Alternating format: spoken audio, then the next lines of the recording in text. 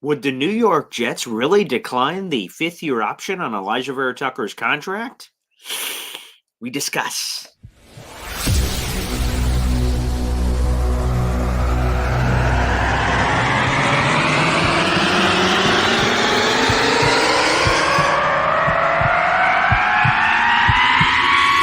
Zoinks! But it is unequivocally the Super Bowl for New York Jet fans. Field Yates, baby. Field gosh darn Yates. Let's bring him on the show. Come on, people. Connor Rogers is joining the show. What's up, Connor? But Trevor gosh darn Sycamore, baby, for me, personally, my favorite New York Jet of all time. Wow, it's great to be on. What an intro that was right there. Paul, nobody does an intro like you, man. Paul, you give the best intro of literally any podcast that I've ever been.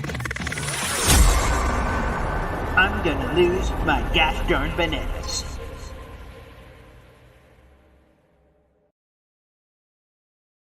What's going on, everybody? Welcome to the weekend, baby. Yes, I'm Paul Leston Jr., a.k.a. Boy Green. I'm the New York Jets digital reporter for Heavy.com. Welcome to Boy Green Daily, a daily New York Jets video show live every day at 7:30. Also available after the show wherever you get your podcast. Simply search for Boy Green Daily. And wow, we've got a lot to chew on thanks to Joe Douglas. He had a 15-minute pre-draft presser with the media, and he addressed a lot of topics. I'm going to focus in on one of those topics today, and plus we'll get to another one tomorrow. But feel free to ask any questions wherever you happen to be watching, and we'll try to get to some of those on a lot of interesting things Joe Douglas said. But perhaps the most interesting to me is he was asked a very black and white question, yes or no. And the question was, but Joe Douglas, do you plan on accepting the fifth-year option for offensive lineman Alijah Vera-Tucker? Here's what Joe Douglas had to say. Here's the cue and answer. Are you going to pick up the fifth year on ABT? We haven't talked about that yet, but we have a little time after the draft. I'll definitely update you guys on that post-draft. Pull out the stopwatch, folks, because I always love doing this. Joe Douglas was asked, do you plan on picking up the fifth-year option on Alijah Vera-Tucker's contract? At that moment, I pulled out my stopwatch, not for a 40-yard dash, but to see how long Joe Douglas bumbled and rumbled through his words until he got to a coherent sentence. And by the way, that is 5 seconds. Hey, Joe, do you plan on picking up AVT's fifth-year option? We haven't talked about that yet. I'll give you guys an update post-draft. Okay. You know, it reminds me of that scene for Mr. Deeds, Adam Sandler. Bullshit. There is no way in hell that Joe Douglas has not spoken about with his team. Not the team like the players, like his team like the front office people. The decision whether to accept or decline that option. That is complete horse crap. Obviously, they've discussed it.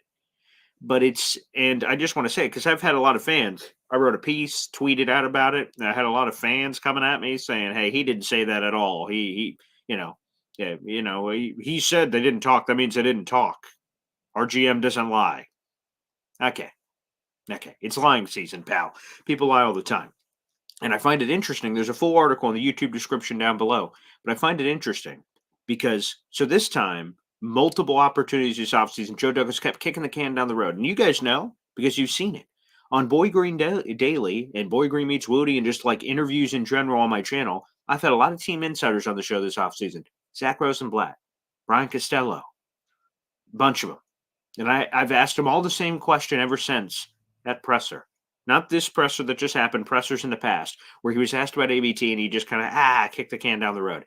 And I'm like, Brian Costello, Zach Rosenblatt, and all these other insiders that joined the show, is that something or nothing? Because like it seemed like it was a slam dunk that the fifth-year option was being exercised, but the way he answered that could be interpreted as, maybe there's something there. And they both said, yeah, it should be a slam dunk, but it's interesting. Let me bring up another one, Quinnen Williams. Okay, so you may just say, let me stop. You may just say, Paul, he doesn't have to give you an answer before he has to. Joe Douglas has till May 2nd. Why would he tell you information early? Okay. Well, I'm going to hop back in the old time machine. 2022. It was March of 2022. The Jets had to make a decision on the fifth-year option of Quentin Williams. Now, a lot of people have revisionist history and go, that was the easiest decision of all time. Quentin Williams, All-Pro. He wasn't an All-Pro when they had to make that fifth-year option decision. As a matter of fact, he ended up having that All-Pro season and Pro Bowl campaign later that year in the 2022 season, not in March. But Joe Douglas, months before he had to, said, yeah, we're accepting that fifth-year option on Quinton. He said that at the Combine 2 years ago. This time around, we'll let you know. What is the difference? It's kind of curious. Now, to me, I don't read it as 100% they're accepting it or 100% they're declining it. But the fact that he hasn't accepted it yet publicly means he's thinking about declining it, which would be, wow. My thing today, and I'll get to a bunch of your comments here. That's a dangerous game to play. Now, what's the difference, Paul? Of course, it's durability. That's the reason why there is some level of hesitation from Joe Douglas. Obviously, that makes sense. Why is he, thinking twice? It's obvious why. ABT has missed 22 games over the last 2 years. Both of his seasons, the last 2 years, were abruptly halted by season-ending injuries. Even in his first year, he appeared in 16 of 17 in that. And yes, for those asking, the fifth-year option is $15.3 million, fully guaranteed. In the past, it was only an injury guarantee. Now it's a fully guaranteed thing. So here's the Jets' decision in a nutshell, okay? They have to make this by May 2nd. But he says it's going to be post-draft update, which means as soon as the draft is over, the Jets do. So after first round is over, Joe Douglas and company and Robert Saleh do a mini press conference about the first round pick. Wow, cool, blah, blah, blah, see ya. Then we don't see them till day 3, and then they do it again, and then they answer all these questions. At that point, Douglas normally tells us one way or the other whether we're accepting things or declining things. I think that's how we heard about Becton. But I can't remember that. But either way, we're expected to get an update after the draft. So he hasn't even talked about it now, but in a week, he's gonna give us like a hard answer. That seems made up. But anywho, here's the decision for the Jets.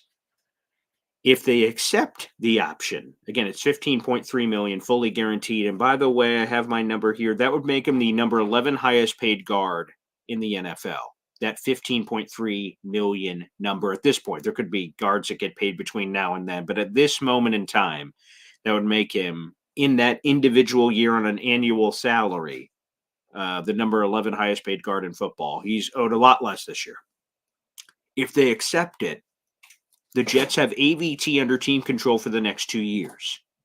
However, if they decline it, AVT is a free agent next year. Now, here's the thing. A lot of Jet fans seem split. I thought everyone was, I'm going to be honest, I was a little surprised this offseason. I thought when I brought up the ABT fifth-year option, everyone would be like, obviously, you got to accept that. But it's been half and half. Half has said, obviously accepted. The other half have been like, dude, he's injured. No thanks. Decline. And here's where we get into the dangerous game, folks. Let's say they decline it. Again, we don't know what's going to happen, but boy, it's been a little heebie-jeebie, a little weird, a little eyebrow raising. Then he made the comments he did. I'm like, interesting. Would he? Because, by the way, here's another thing about potentially GMs lying. On January 8th, this was the season-ending press conference for Joe Douglas, like a state of the address. Here's what happened during the season. On January 8th, this is what Joe Douglas said about ABT. He called him, quote, a cornerstone player on the offensive line. He then said, that's the player we want to build around, AVT. Months later, decline the fifth-year option potentially? Interesting. That's how I view it. But if they decline it, right, and they want – so here's the thing. I don't understand declining it, and I'll just be honest. Because if you're declining it because you don't think he can stay healthy, and you don't want to be trapped with $15.3 million fully guaranteed. Which, if you don't have the faith in the player, then what are we talking about here? Because if you decline it and he doesn't stay healthy, then you look good. Dodge that bullet. Okay, but now you have a starter to fill on the offensive line. Number two, you decline it and he is healthy. That means you have to pay him more sooner. If he is a fully healthy year, he's headed for free agency. Now you could say, Paul, the Jets have the franchise tag. Oh, of course. Yes, sure. Yeah, they do. They've got the last resort franchise tag. But here's the problem, folks. This is why it's dangerous. The Jets got a lot of players they could slap that franchise tag on. Here is the list of players that the Jets have as unrestricted free agents next year, in no particular order. Hassan Reddick is a free agent. DJ Reed is a free agent. This is all for this upcoming, next offseason. Mike Williams is a free agent. Michael Carter II is a free agent. Tyron Smith, Morgan Moses, 1, 2, 3, 4, 5, 6, plus AVT potentially if the options decline.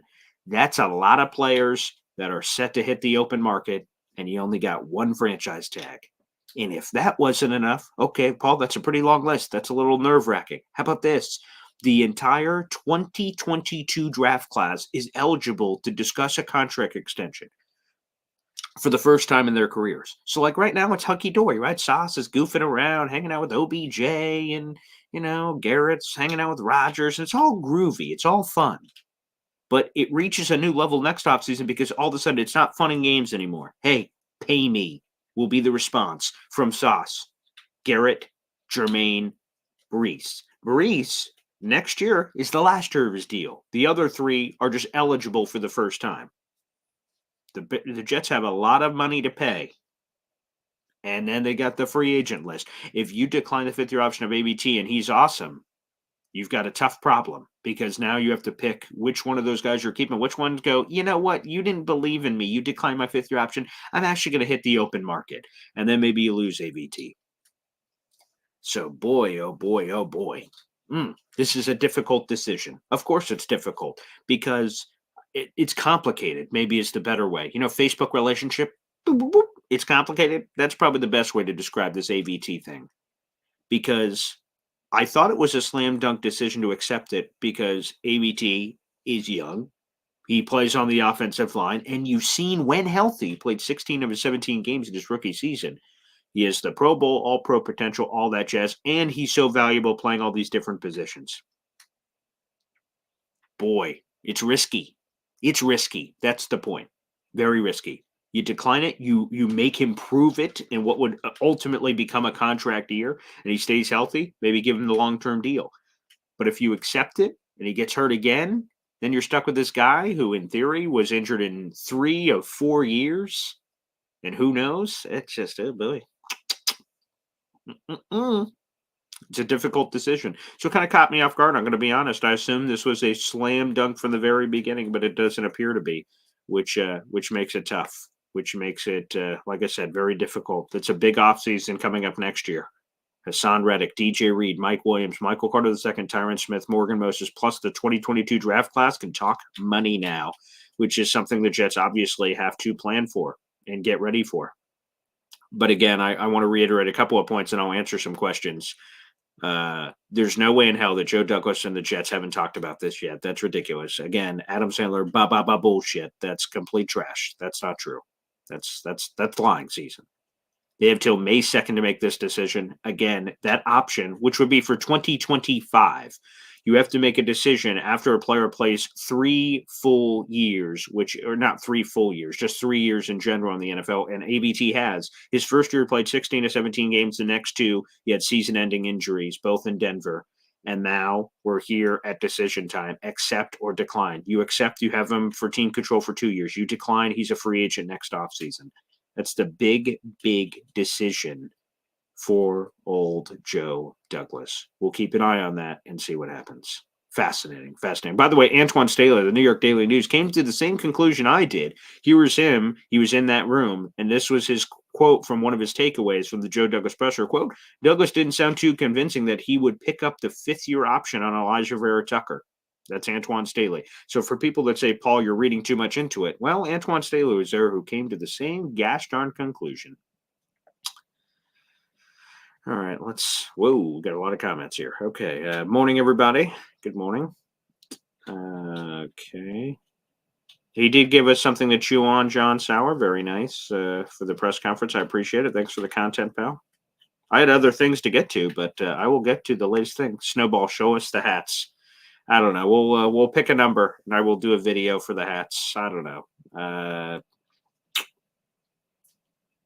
Okay, something. Well, we did it last time. $20. $20 YouTube super chats. We'll do it by the end of the show.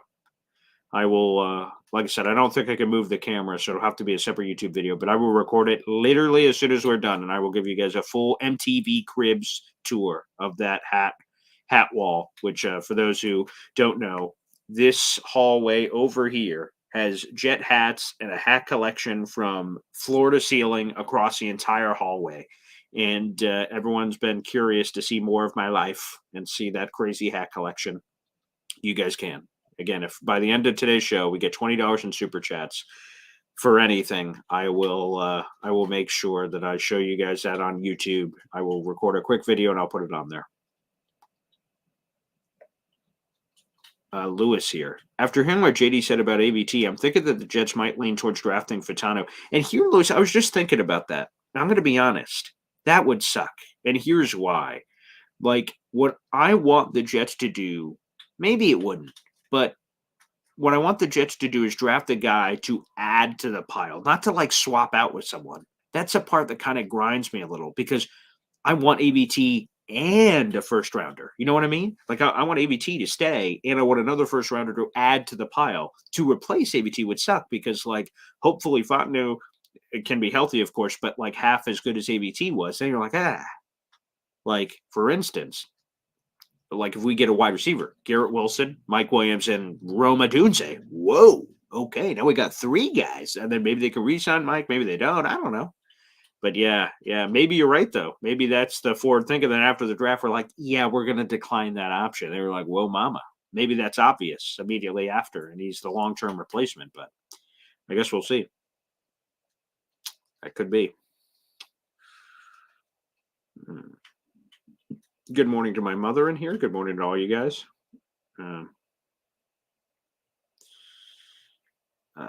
Let's see.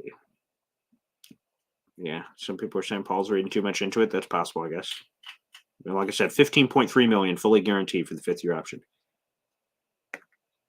But why is this? Jackson Valente on Twitter says JD can't guarantee he'll pick up his 5th-year option until we find out what happens in round 1. Why? Why would that matter? So let's play the game, okay? They draft Fontenot. If they draft Fontenot, he could play left tackle or guard. So why would that matter for ABT? Your interior could be John Simpson, Joe Tippmann, ABT, and then Fontenot could play tackle next year. So what difference would that make? Or if you draft a straight up tackle, again, how would that affect ABT as a guard? So I don't understand why we have to wait till after round 1. Literally, if you draft Fontenot or a guard or a tackle, how in God's green earth would it affect ABT? That's something I just don't understand, to be honest. I don't get that. I do not get that. I do not understand that. If they take Fuaga or Fontenot, why would they decline 5th-year option? They could have both players. John, so reality is ABT missed more games than Becton did. I don't think that's true, but let me see that real quick. Because I know because I wrote the story last night. For ABT, he's missed 22 games over the last 2 years, which is 23 total. Let's see Becton. Yeah, that's definitely not. Becton missed way more because Becton in his first year missed 2. In 2021, he missed 16. Now we're at 18. He missed all of 2022. That's 17. And then he missed another. Yeah. Becton missed way more than ABT. That's not true. ABT's only missed 23 games. Becton's missed like 34. So no, not as much. Not as much.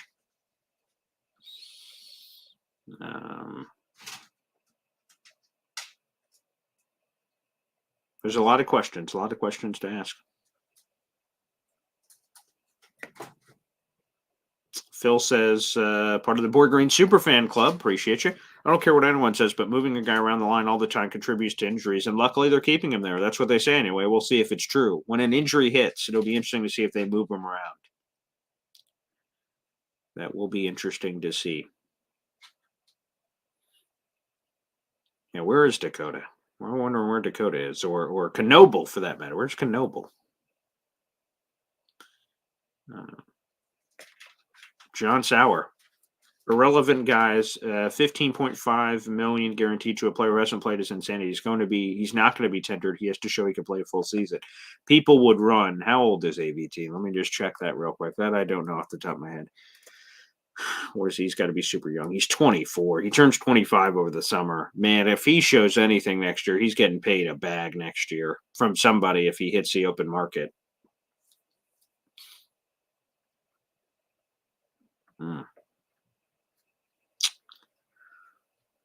Big Islander fan says, I think you have to take the game and not extend him. Poof.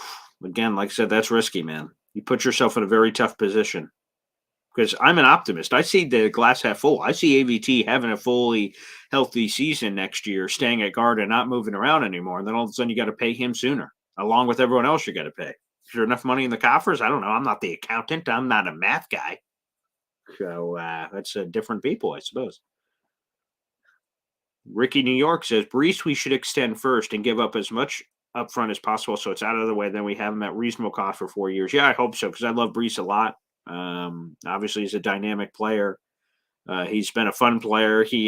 We've had good conversations. He follows me on social media, and we DM every once in a while. We've had some interesting chats. Yeah, he's a fun dude, though. I'd love to keep him for the foreseeable future. And because he's a free agent sooner, you have to make some big boy decisions. Phil, is there any practice before that May date? Yeah, it's all voluntary. It's already been happening. People have been out there right now. Yep. Mm-hmm. Yep. April 15th was the first day of voluntary workouts. I don't know I think AVT was there because I think I saw him on the pictures. So, yeah, there's voluntary work. That's part of phase 1. So, yes, there are practice before that May date, Phil. Who asked that on YouTube? Okay. Let's go to Lewis again. How about Aaron Rodgers? Will he play a few more years into this one? He said 2, 3, 4. So, yes, would be. And he said minimum he wanted to give 2. He said he didn't want this to be a one-and-done thing. He said that initially when he was traded, and he said that after the injury, he doesn't want this to be a one-and-done thing where he just plays 2024 and walks off into the sunset. So it sounds like minimum 2, and then let's see what happens. That's the read I've gotten on the situation. Francis on Facebook says, hard decision to make, but necessary. The best ability is availability. He hasn't been here. Yeah, I'm a big advocate of availability. There's no doubt about it. It's tough, but hey, sometimes you got to gamble, and the Jets might have to gamble to protect themselves. Yeah, Avatal. Yeah, that's the story from Rich Cimini. I almost jumped out of my seat. Like I said, I was in the middle yesterday of a Tyler Conklin story about like snap percentages and things. And then I'm like, Cimini's podcast came out. Rich Cimini of ESPN, Flight Deck Podcast. All right, let me listen. And then like 4 or 5 minutes in, I'm like, what? He heard that Tennessee is interested in Brock Bowers? Holy crap. All of a sudden, that pushes somebody down. Is it Roma Dunze? Is it Joe Alt? Is it, I don't know. That changes the equation. So then the Jets don't even have the decision of Brock Bowers. You know how funny that would be? Funny, not funny? If Brock Bowers isn't even on the board at 10 and we've wasted the entire offseason arguing about it? Wow. If that's a pick at 7, I'm just going to go, wow. All that for nothing. All that work, and what did it get me? I see that on Instagram all the time. I don't even know what that's from, but very fitting for this. All of that work, and what did it get me? Which would be good for the Jets. So somebody's got to be left. So Albaton, not too shabby. Snowball. Paul, Ricky New York has quite a hat collection too. He showed it on one of these recent shows. I was like, holy friggin' crap. So yeah, he. It sounds like his hat collection is more extensive than mine from what he was talking about. Pretty simple. If you could stay healthy, you'll be re-signed before you're due. If you can't, please see Highway 77. Jose, good Lord. All right, Jesus. You people are cutthroat. How much for a ferret wearing a hat? Oh, my.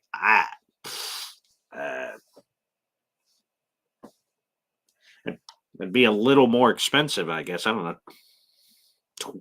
25? 25. Yeah, there you go. 25, and we'll do that weird situation. John Sauer says, Alan, I want to trade down, pick up the best OT and wide receiver in the second. All right. Yep, I've heard that. Very nice. Yeah, Knoble, he's pretty good. Boy Green, do you have an email where I can contact you? Yes, I believe it's also on my YouTube channel, but it is Paul A the letter ESDENJR at gmail.com. Again, I'll say that one more time. It is my name, Paul A the letter ESDENJR at gmail.com. That's how any of you guys, by the way, can communicate with me directly. I'm pretty sure that's in my YouTube About section where you have like contact info and stuff. I'm pretty sure it's there too. So yeah, feel free to reach out, people. Feel free to reach out. Hate mail, love mail, whatever mail. I don't discriminate.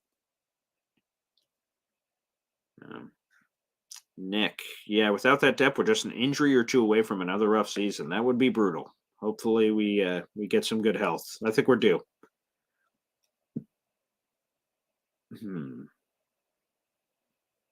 William says, who the Jets draft will dictate the AVT decision. Again, I just don't see it. I don't see it that way. But maybe. Maybe. Like I said, Font now can play guard or tackle, so I don't see how that would affect it because there's going to be Morgan Moses, Tyron Smith are free agents next year. So at minimum, he would have one of two starting jobs. And then if AVT had his option decline, he'd have three. So I think that's more than enough to play tackle. Unless you just get a straight up guard, but that wouldn't be a first round thing. There's no one you're drafting in the first round that's only a guard. So yeah, I don't necessarily see it, but hey. Love it. Alan wants Graham Barton. Yeah, that's another example of a guy that can play all over the place.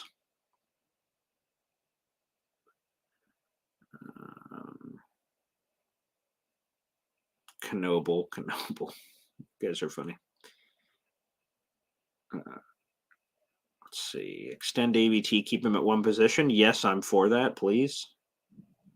Jay asked, how do the Jets ultimately offload ZW, aka Zach Wilson? Yes, Joe, I didn't tweet out any of those clips, but Joe Douglas answered several questions on Zach Wilson. I believe that it happens on draft day.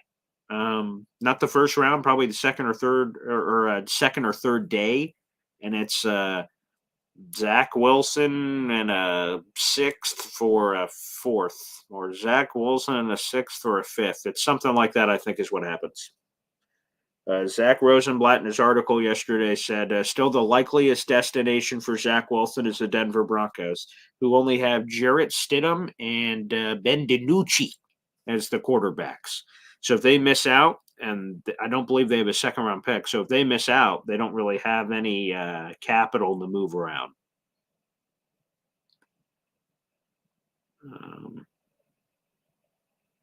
Tony da GM says, if Jets don't pick up his fifth year, it's the end of his career in New York. It very well could be. Any calling in? Yes, I will open up the call-in lines here in a little bit. Let me just catch up on the comment section, and then I'll do that. Big Islander fan. The other thing is that he's coming off a big injury. How do we know if he's going to be the same player? I guess you don't, which is maybe why they're waiting, I guess. It's back-to-back season-ending injuries. You have the torn triceps and then the torn Achilles, so maybe that's why. But they've been – the weird thing is, so again, goes back to lying season. Publicly, they've been like, oh, wow, he looks fantastic. He looks spectacular. Then why don't you accept the fifth-year option if he looks spectacular? Why don't you? So maybe they are just going to make him go into this contract year. Like, it's very different, obviously. But Stephon Diggs, he had multiple years left on his deal. Bills trade him to Texans. Texans wipe out the final couple years of his contract. And now it's a prove-it year and everything's on the line. So that's possible there. Knoble. Let's go. June Smith on Twitter. If we couldn't trade up or down, who would you take at 10? Well, of course, if Roma Dunes is on the board, I'm running the pickup. But if he's not there, my next several option. Oh, okay. So here again, number one, I'd probably put Joe Alt Roma Dunes. I'll put like in the category they're likely not there. But if either of those are there, I'm running up taking him. If not, then it's the conversation between Brock Bowers or trade down potentially for either. But Brock Bowers, offensive tackle. So I'd probably lean Brock Bowers, to be honest. If Roma Dunes or Joe Alt isn't there, I'm probably taking Brock Bowers, who I believe is going to be there, although the latest rumors, maybe he's not even there. Matthias, YouTube. Boy Green, are you for taking a defense player anywhere in this draft and what position? I know earlier in the offseason I kind of joked that we should just go all offense. And I was joking, kind of not joking. But yeah, I'm all for it. There's several positions. Again, I want offense early and I don't want defense until like fourth round, but it depends because, like, anything can happen. Players can surprisingly be there that's not.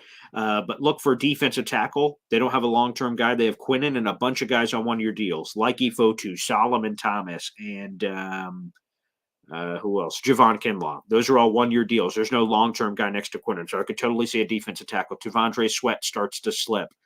Because of all of his issues this offseason. If they trade back and get the second, you get a guy like Chris Jenkins. Although, where does Chris Jenkins go? Because he doesn't have proven pass rush juice. Really interesting run stuffer, but how high are you taking a really good run stuffer? So that's a question. Defensive tackle. Again, same kind of question for long-term safety. Ashton Davis is on a 1 year deal.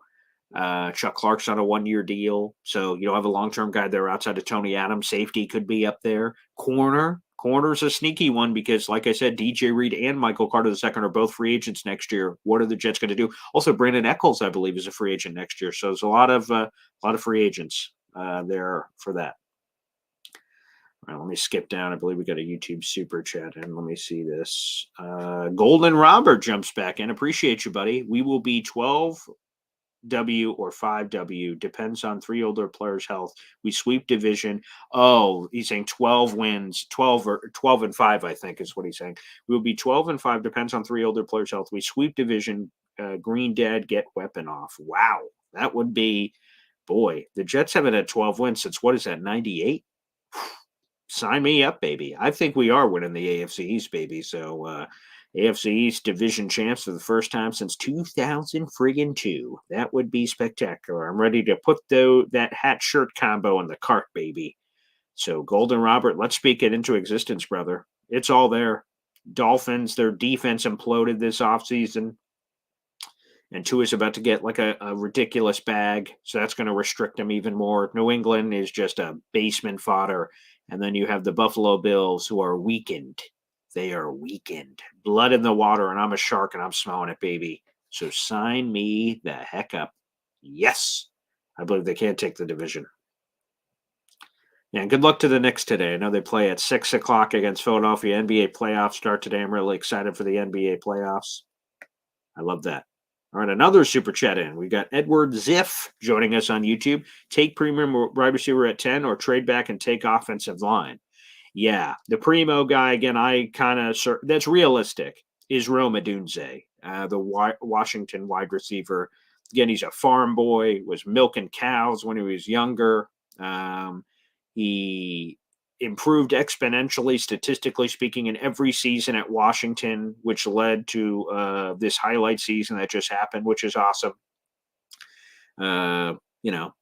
He's just perfect. He's just a perfect fit for what the Jets can get, and he's a realistic guy that could be there on the board at 10. He could be there at 8, and if he's there at 8, as Daniel Jeremiah says, a baby trade up potentially to go get him at 8. It's not going to cost you a whole bunch. So to leap in front of Chicago or another team potentially trying to leap in front of the Jets to get him. So Rome Odunze makes sense. If you trade back and take O-line, nothing wrong with that. You get some assets, a second or a third, plus some security. So that makes sense too, Edward. Good comment. Good comment. Yes. And John Sauer says this too, and I've been kind of having this. I haven't told anyone this, but I've been kind of having this feeling too. Don't be shocked if Odunze is second wide receiver, or maybe first.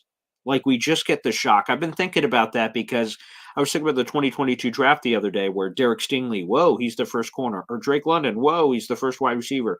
I'm thinking, what's the big surprise? I can't remember if we asked that on the show. I asked it on my draft analyst who joins me on my radio show on Friday.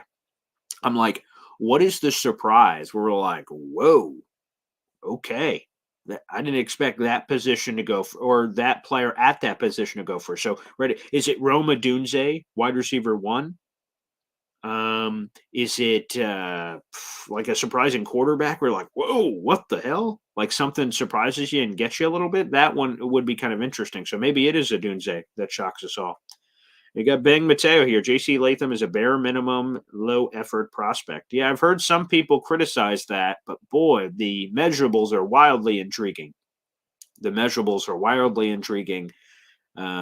also, where do you see him? Do you see him at guard? Do you see him at tackle? That's another part of the equation evaluation process. There's some people that believe, and back to that surprise question I just talked about, there's some people that believe the Chargers could take J.C. Latham 5th overall.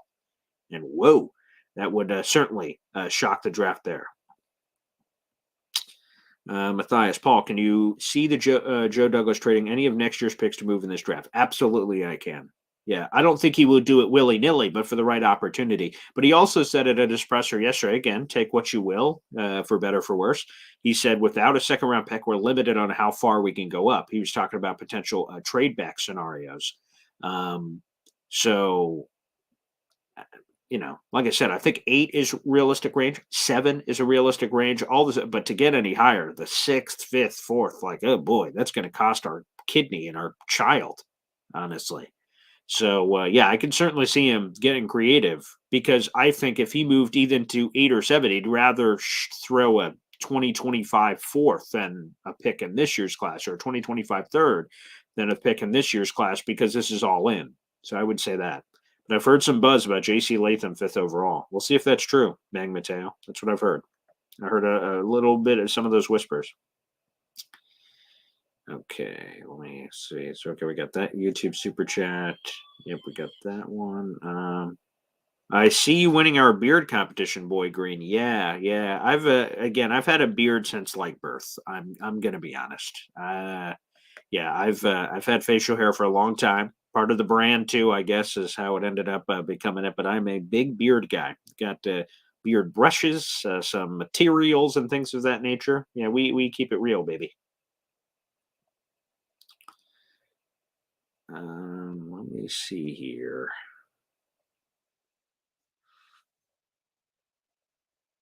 If I can answer anything else that I missed here. I think I got everything.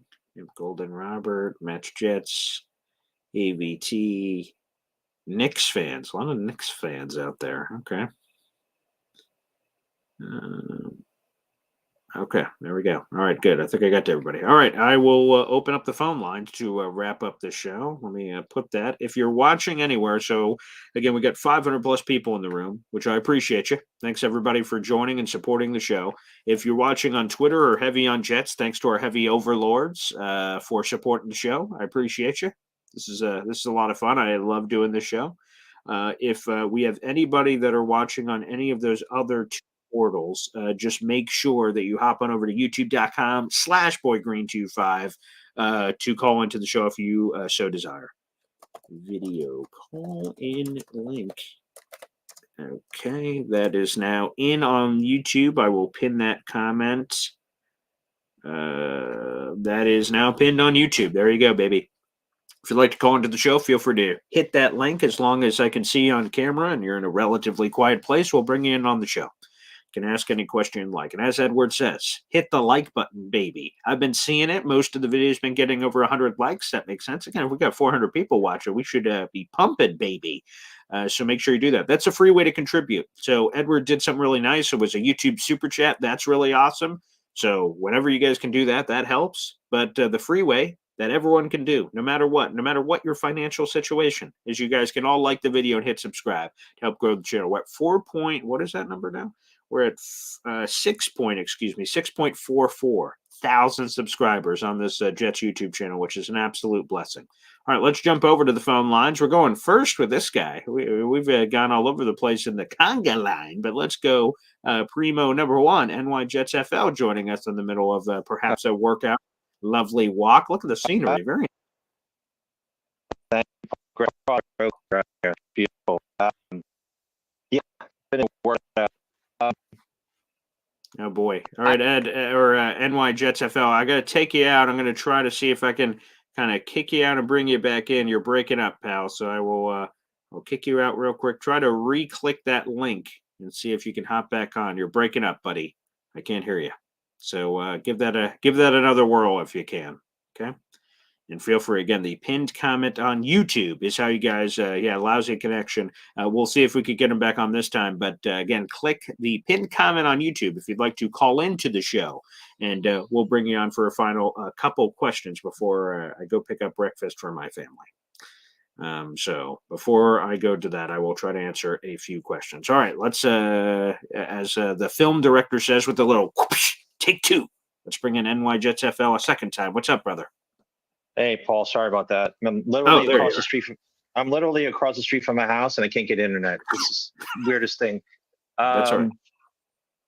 What I was trying to say was, I was really intrigued by the comments on the tight ends. Also, that Joe Douglas said, "We love our tight ends," but then in like another question and answer session, he says, "But if we were to draft one, you'd have to fight. Our guys would fight for their positions." Yeah, And it I'm would be a like, dogfight, he said, to get a Yeah. starting gig on this team. Like, nothing's going to, no matter who we draft, and I thought that was Yep. interesting. No matter who we draft, it's going to be a dogfight to get a starting job because he was kind of combating, like Will McDonald, Jermaine Johnson, as these examples of guys that didn't have clear paths to starting gigs. That was fascinating. Yeah. right. And then the last question with saying Bowers, is a Yes. Swiss Army knife, and he can't be covered by anybody but a corner. The original question on your show was about ABT. Mm-hmm. The big question is JD going to gamble, or is he going to take care of the team long term? That is the question. We are in a 2-year window. Yeah. Is it truly an all-in situation? Because if it is, then you have to go with a weapon or somehow, or trade up for a weapon and not worry about ABTs and free agents, and all these contracts. If not, we may trade down and get a lot of picks and start piecing together our team for the long term. Yeah, So and is it would be JD go very ahead. Go, Paul. Cowboys all in, to be honest, because that's their apparent definition is on Dak, Lamb, and everybody. Let's just rock, and then we'll figure it out. If that's true, and that's the all in they're going for, ABT, we're declining your option, pal. Hop on the ride. We're trying to win as many games as possible. We'll figure it out after. I mean, that would be ballsy, but possible. What do you think, Paul? I just don't know. Like, is JD a regular general manager with what's the right guarantees for his job, or is he all in for 1 or 2 years with Rodgers, and he knows he's on the razor's edge? Yeah, I would accept the 5th-year option, to be honest, on ABT. I think it's too dangerous. All those names I mentioned that they have to decide on whether they're going to pay next year, and then the ones in addition to that from the 2022 class, which can be paid. Boy, I don't want to be in a position where ABT kicks ass this year. And again, it could go both ways. I could give you examples of when 5th-year options were declined and then players kicked ass and then you had to pay them. And there's, of course, other sides where you accept it. You're like, oh, why'd you accept that? That the injuries continued. So, but boy, because of the offensive line, because of the importance, because of the glimpses we've seen from a healthy 24-year-old ABT, that's enough for me. If I believe and I'm seeing in the building of those last bunch of months, okay, it's going to be good. He's going to break through. It's going to all work out. That's personally what I would do. But it sounds like at the very least he's considering it, which is surprising to me because I thought for sure it was a slam dunk all offseason, and it doesn't seem that way right now. I think he was playing a little bit of poker too. I mean, he said, I believe in Woody Johnson's definition of Zach Wilson, he's an asset, which obviously is not an asset. He believes that, all the, Swiss art, we love our tight ends. We do love our tight ends, but, adding a tight end like Brock Bowers is a whole nother level. So I think he's playing it close to the vest. My thought, I just don't know which direction. Are they really going to go all in? Or is he going to be Joe Douglas, trade down, trading and taking Patanu, and then trying to assemble a team long term? My gut is Ramadunze right now. Thing.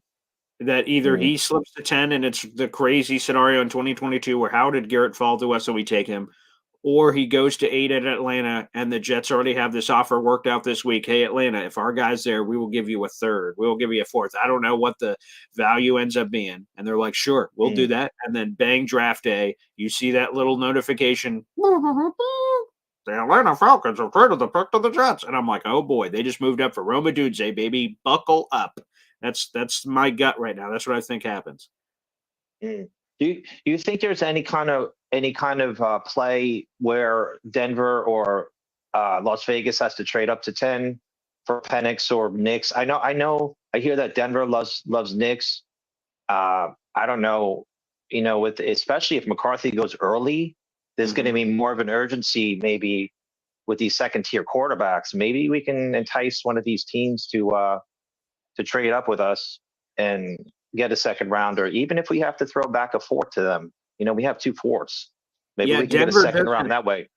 Yeah, Denver doesn't have a second rounder, so that would be, you'd have to get a third. But with how far you're dropping, even a third would be okay value from that perspective. The Raiders are the one that have the second; they have 44, so you could get a little funky. To your point, drop back, get the second, throw back a fourth to kind of equate it out, where you're in theory jumping up from the fourth to the second, but sliding a little on the first. So you could do that math, how that's all going around to get your second. That works. But I wonder if it is. I think the only way it happens, unless the Penix stuff is real, which I'm not sure it is. I think he's going to slip, and I love Penix. I just have a weird feeling he's going to start slipping and sliding on draft day, and so is Knicks for that matter.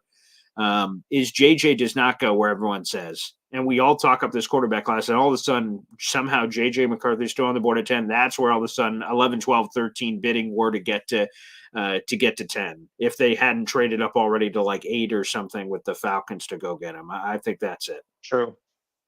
No, that's a good point. And maybe if Minnesota doesn't, maybe if Minnesota can't get up to the top, maybe they have to do something funky with the 23rd. They have 2 picks in the first. Hey, Paul, one more thing. I know you probably got to go. Yeah. I really think the Zach Wilson trade on draft day is going to be something like Zach in a 6th for a 7th. We're going to have to pay up. We're going to have to overpay for them to take him off our hands, the stink off our hands. If that happens, I hope they take the full $5.4 million he's owed of additional money. If that happens, sign me up. Take 185 and Zach, and I'll take a 240. Yeah, sure. Okay. Yeah. If that happens, I'm cool with it. But boy, if they do that and they still only get partial of the money guaranteed, boy, that's a huge indictment over the Zach Wilson situation. Ugh. Yeah.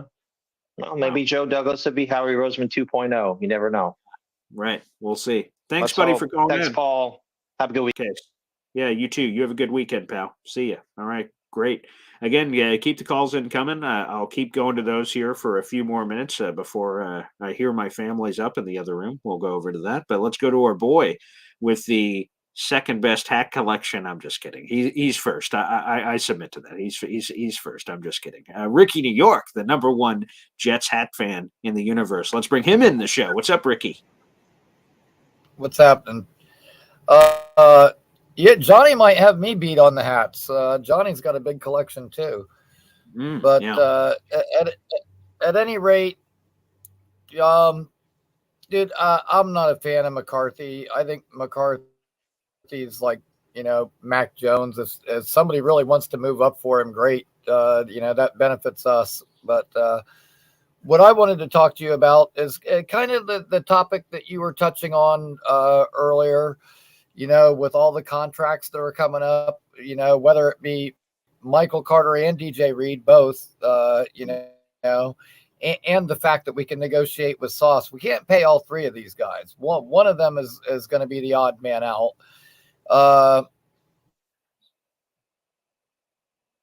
Expiring deal, which I really want to extend Conklin. I'd like to see Conklin stay here. I'm really a big fan of Conklin. However, that brings me to my point of what we could possibly do at pick 111.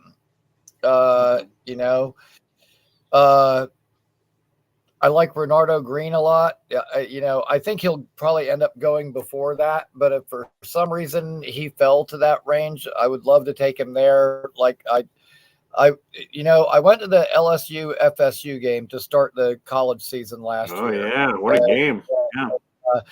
Let me tell you what, Renardo Green shut Neighbors down.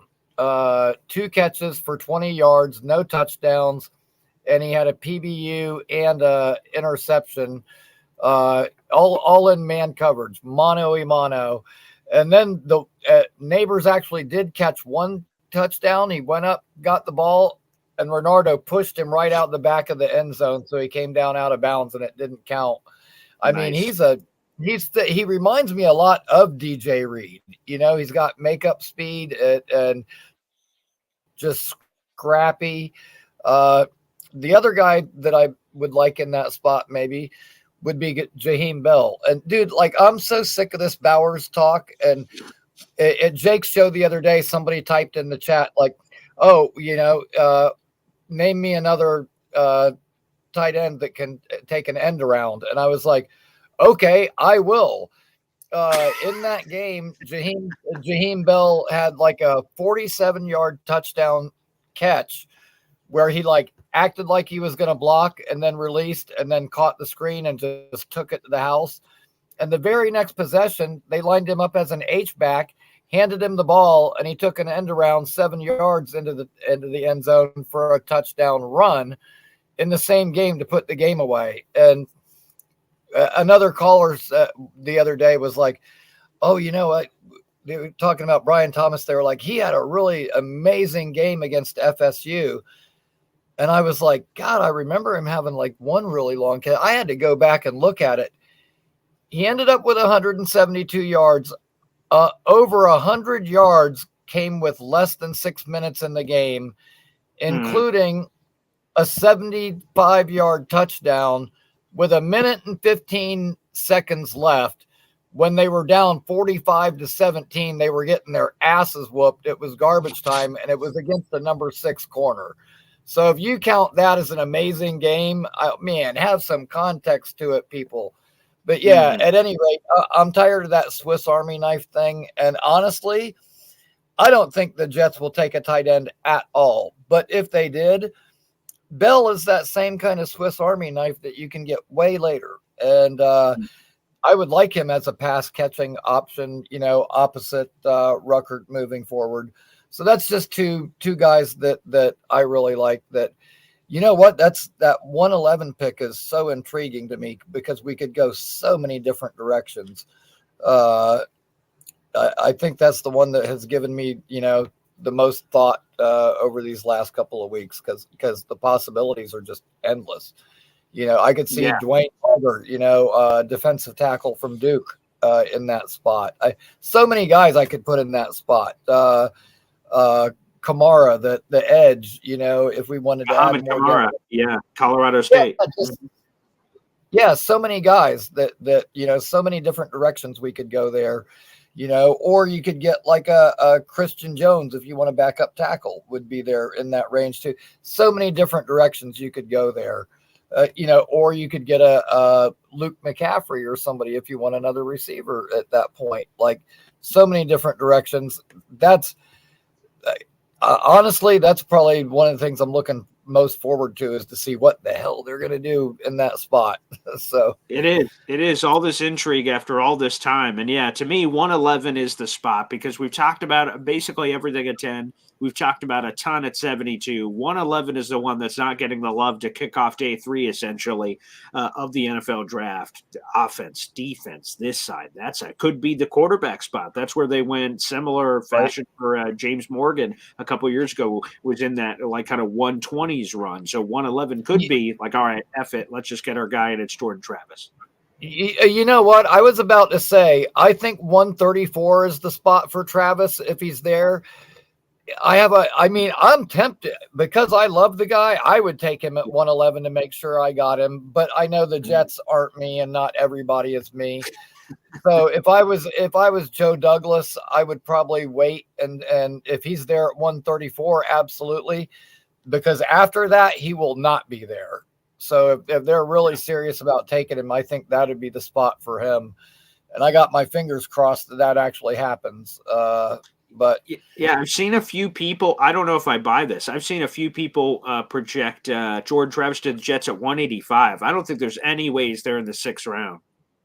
oh God, no. You know what? At the beginning of the whole mock process, like he was going like that, but as time has gone on, he's gone up and up and up. And now in the last week that they have video of him on the field throwing again and stuff, I think that's only gonna, continue to go that trend, that direction. And that's just like the mock draft simulators. Like Trey Benson, Right. like a couple of days ago was like 65th overall. Now he's in like the mid 50s. He's climbed like 10 spots in the last week and a half. And I noticed a lot of my Florida State guys have done that. Like Renardo Green went from like 111 up to 104. Like all those guys are all climbing a little bit. And it's like, ooh. But I mean, I think it's your fault, honestly, Ricky. I think because you've been talking about them so much, I think you are increasing their stock, which I'm sure they appreciate because that's more money. I think it's you. I think you're the impact. You're the needle mover. Well, you know what? When they got left out of the college football playoffs, those guys showed up at the combine with a vengeance. And Braden Fisk, fastest, defensive tackle 40. Kalen DeLoach, second fastest linebacker. Trey Benson, third fastest running back 40. Jaheim Bell, fourth fastest tight end. Jarian Jones, fifth fastest corner. They had a guy in the top 5 at every position in the 40 across the board practically. Bench, dude, those guys, they lit it up. I know that Keon Coleman didn't have a good 40, but dude, he hit 20 miles an hour in the gauntlet drill and caught everything. And I care about play speed. I don't care about some glorified track and field event. Yeah. But yeah. just saying, I mean, we had I would just say with the GPS technology where you can track that speed now, I think that's way more valuable than in tights running the 40. But we do overreact to that 40-yard time all the time in Indy. Yeah, exactly. And you know what? I watched that guy make like circus catches all year long, one-handers, and just, people that are doubting him are making a big mistake, and somebody's going to end up getting a real steal with that. But yeah, I mean, we had 12 guys at the combine. There should have been 13 really, but I think all 13 guys will end up getting drafted. And, some people are going to get some good players. I think Verse will end up going to Chicago at 9. And one of my crazy draft predictions was that Detroit will move up in the 2nd round to take Braden Fisk, and then they'll have Braden and Aiden tearing up the NFC together. Dude, he's a total Dan Campbell kind of guy, so I could actually see that happening. But anyways, that's about all I had to say. Hopefully Travis is a Jet this time next week, but I guess we're all going to find out. That's right. Thanks, buddy. Thanks, Ricky, for calling in. That's awesome. Thanks, man. You're the best. Appreciate you. Thank you to everyone who ended up calling in here on this Saturday show. Again, to the 500 people live, make sure you guys like the video, hit subscribe down below, show your support. We're live every single day at 7:30. We're live on the Heavy on Jets Facebook page, youtube.com/BoydGreen25, and on Twitter as well. We appreciate all your support. Thanks, everybody, for popping on. We'll be back tomorrow. More Joe Douglas bites to get into for certain, including some on our leader, Aaron Rodgers. Thanks, everybody, for tuning in. We'll see you next time. The draft's getting closer and closer, baby. All right, I'll do this before we go. I'll do it. Hit the chimes, baby.